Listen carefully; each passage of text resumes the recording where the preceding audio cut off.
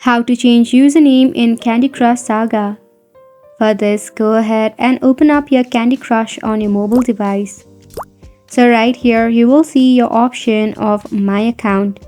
To change your username, you have to just go ahead and tap on My Account bubble right below Play. Once you tap on it, you will have to enter your password. Right here, go ahead and enter your password in the dialog box. If you have forgot your password, just tap on Forgot your password, then follow the instruction given to you on the prompt. Once you are able to reset your password, again you have to enter it right here, then tap on Continue. Then you can edit your email address, your first name and your last name. The first name and the last name is the username for your Candy Crush, so you can go ahead and edit it. Now once you are happy with it, just tap on Submit. If you face any problem regarding the change in username, go back and press and hold the application to go to App Info.